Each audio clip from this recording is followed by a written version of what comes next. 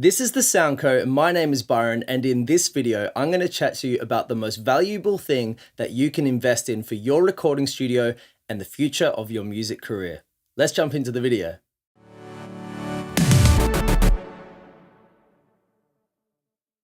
Many of us music producer and recording engineer types spend so much time dreaming about having that piece of gear that's going to set our music apart from the rest. Dreaming about that day when we own that vocal microphone, or the day that we have that analog summing mixer. Like that gear is going to set our music apart from the rest of humanity somehow. Now, gear is great. I love gear. And I fully believe in making wise investments in tools that are going to help you in your music production. But it can't be, and it never should be, all about the gear. The most valuable thing that you can invest in your music career and your recording studio is you.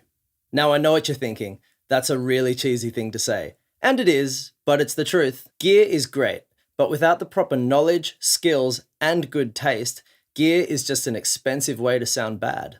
Today, I want to talk to you about adding value to yourself, and therefore adding value to your recording studio, adding value to the clients that come to your recording studio, and ultimately adding value to the music that you will produce in your studio. It sounds like a self-help video, right? And it's probably not far from it, but here's 5 ways that we can add value. Number 1, learn your DAW.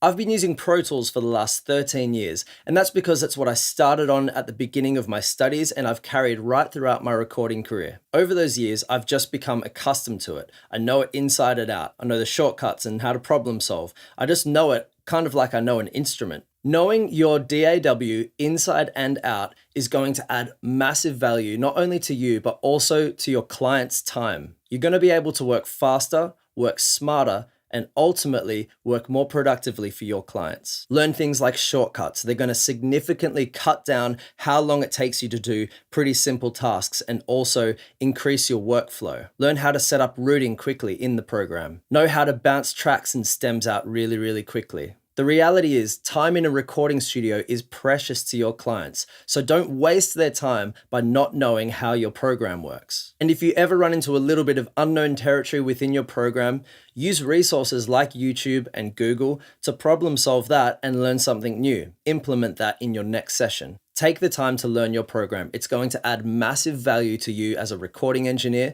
and it's going to keep clients coming back to you when they see how efficient you are.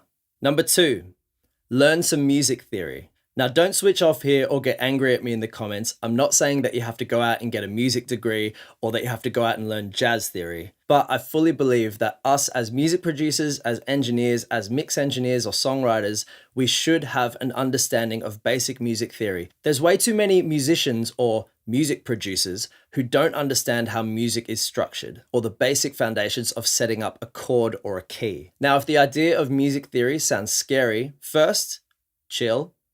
Second, go out and buy a beginner's guide to music theory and begin to study it. This is adding value to your musical self. You don't need to understand what a demi, hemi, semi, demi, semiquaver is, but having a basic understanding of chords and structure is going to go a long way when it comes time for you to make some music. When you start to understand the building blocks of what makes music, it takes the guesswork out of producing a song.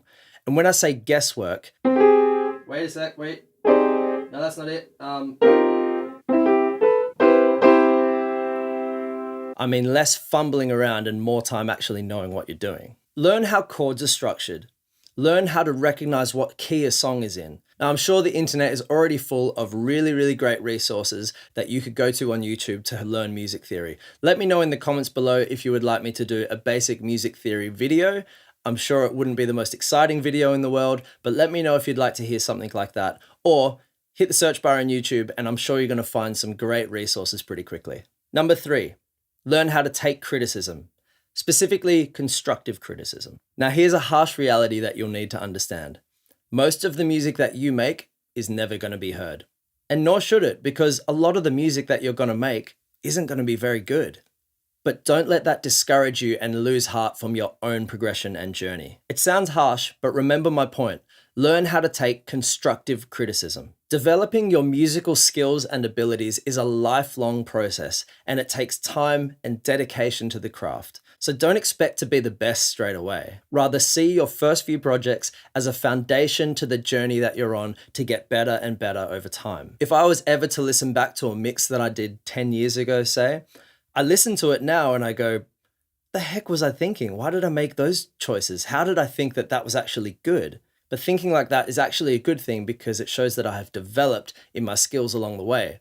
If I still thought the stuff that I made 10 years ago sounded amazing and was the best thing ever, then I've probably not developed very far in my journey. Make sure you know where to seek your constructive criticism from. The key point here is find your people. Find people that you trust, find people that are higher in their level of skill, and find people that are going to encourage you and be honest with you in your journey. Understand that whatever these people say to you is coming from a good place because they want to see the best for you. Finding those kind of people is not easy, and don't ask your mum because she's just going to tell you that everything you do is brilliant. Take a look at any bad X Factor audition, for instance. Those people at some point were told that what they're doing is brilliant. Positive and negative feedback is essential for our growth, and it's the only reality check that we have in our creative process, and one of the greatest commodities that we can have to measure ourselves by. Continue to add value to yourself by seeking out people that are going to give you honest feedback and constructive criticism. Take it on the chin and continue to progress and improve yourself as you move forward in your creative endeavor. Number 4, add value to yourself by learning how to distinguish between good and great. Critical listening is the practice of deeply analyzing a piece of music. After this video, I want you to go and Google what the number 1 song is at the moment. I'm just going to, number 1 radio, BBC Radio 1 chart. We have In My Feelings by Drake. Now, that song might not be your personal taste. You might not agree that it belongs at number 1 on the chart. And it might even leave you questioning your place in the world. Now, look, the point that I'm actually trying to make here is analyzing the ins and outs of what makes a number 1 song. Now, you might be a Drake fan. Comment down below, whatever. I'm pretty sure that no Drake fans are going to be watching this video, so I think we're safe there. Here's some things that you can listen out for when you're analyzing a track. What's the melodic journey of the song? What's the chord progression doing? How does the song's journey build dynamically? How does a lyric tell a story? And how does the instrument selection add to that story? You might listen to just the drums of the track, or you might listen to how the bass and the drums work together. How does the top line sit on top of the chords? There's so many different ways that we can look at how a song is structured and how a song works and becomes a number 1 hit. So make sure you put in the time and do your research on this because it's going to help you in your own music making. Another area that we can distinguish between good and great, and is probably most important for music producers and engineers, is within a performance. To help with this, I would advise going out and seeing great performers do their thing. Go and see gigs with great bands and artists and watch and analyze what they do. See how they capture a crowd in a moment, but learn what they do to create a great performance. The same goes for your time in the studio with a client, learning how to distinguish what's a good take and what's a great take. As you start your recording career, you're going to be working with bands and artists of varying different degrees of talent and quality. A good producer understands how to push an artist to their creative limit. Not just to get good out of them, but to get great out of them. If you get just good or just okay performances out of an artist or a band, then you're just going to end up with good or okay recordings at the end of the day. More than half of your work will actually be done for you if you capture a great performance. And remember, it's not good gear that makes good music. It's great people with great ears and skills that make good music. Number 5, learn to be relational. Now, remember when I said this sounds like self-help? I'm sorry that this can come across a little bit self-helpy. Now, this is a tricky one because it can take a lifetime of character development, of successes and of failures to learn this skill. And I'm not saying that I've got this down to a T yet. I'm still learning and I'm still progressing in my journey. But remember, life is a marathon, not a sprint. And there's another cheesy line that sounds like self-help. Life is built on relationships. How you make people feel when they're around you will determine whether those relationships go forward and carry on in your career, or they diminish and they go away from your career. Sounds deep, right? But the same thing is true in the music industry. This sounds blatantly obvious, but people want to work with good people. They want to work with people that they can relate to, that they feel like they connect with, and that they feel like they can approach. People want to find you easy to work with. Now, no one sets out to be a bad person to work with, but this can happen over time without proper course correction. So here's one of the biggest practical things that you can do on this lifelong journey of becoming a relational human being. Practicing patience. Now, I know my wife is going to laugh at me when she sees the edit of this video because I'm still on a journey of practicing patience, but I'm happy to admit that. You are going to need a lot of this stuff if you're working in the recording industry. You're going to be working with all sorts of different people with all sorts of talent levels and tolerance levels. Some will elate you and you'll feel really happy to be around them, and others will infuriate you. That's pretty normal in the creative industry. But if you can continually remind yourself of this, and remember to quote me on this one, I am here to serve this person and help them achieve their musical best, even if they're the worst.